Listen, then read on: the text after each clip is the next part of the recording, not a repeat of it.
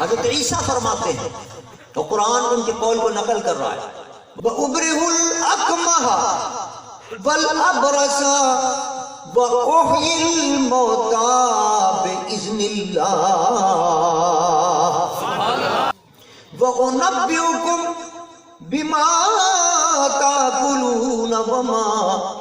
تَدَّخِرُونَ فِي بُيُوتِكُمْ۔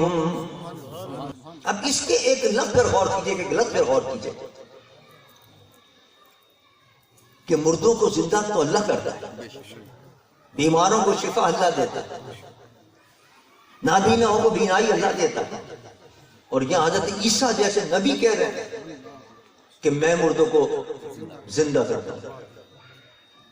میں بیماروں کو شفا دیتا ہوں، میں برس والوں کو ٹھیک کرتا ہوں۔ ابرے ہو متکلم کا صیغہ لایا گیا، جو ماں کی پیٹ سے اندھے پیدا ہوں ان کو میں بینائی عطا کرتا ہوں۔ لیکن یہ ایک نبی کہہ دیں، اگر ہم اور آپ اگر کہہ دیں پیر صاحب نے ہمیں شفا دے دی تو لوگ کہتے ہیں صاحب یہ تو آپ نے شرک کر دیا،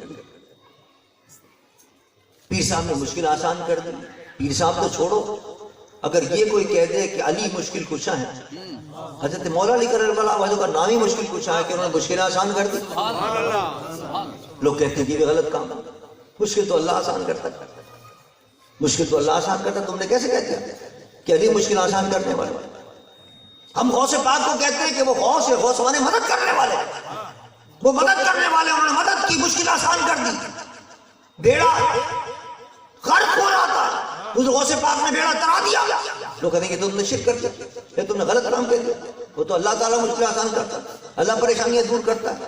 اللہ تعالیٰ دینے والا ہے۔ یہاں حضرت عیسیٰ کہہ رہے ہیں کہ میں مردوں کو شفا عطا کرتا ہوں، میں مردوں کو زندہ کرتا ہوں، میں بیماروں کو شفا عطا کرتا ہوں، لیکن یہ سارے کام اللہ کے اذن سے کرتا ہوں۔ پتہ چلا اگر یہ عقیدہ رکھا جائے کہ اللہ کا نبی، اللہ کا ولی جس کی بھی مشکل آسان کرتا ہے اور جس کو جو عطا کرتا ہے وہ اللہ کی عطا سے کرتا ہے، یہ شرک نہیں، یہ حضرت عیسیٰ کا قول ہے۔ لہذا ہم اور آپ اہل سنت والجماعت جو عقیدہ رکھتے ہیں کہ مرشد بھی ہمارا مشکل آسان کرتے ہیں، پیران کرام بھی مشکل آسان کرتے ہیں، اللہ کے ولی بھی مشکل آسان کرتے ہیں، اولیاء کرام بھی مشکل آسان کرتے ہیں، حضور غوث پاک بھی مشکل آسان کرتے ہیں، علی مشکل کجا ہے مشکل آسان کرتے ہیں، تو پھر ان سب کے آقا محمد مصطفیٰ کیوں نہ مشکل آسان کریں گے؟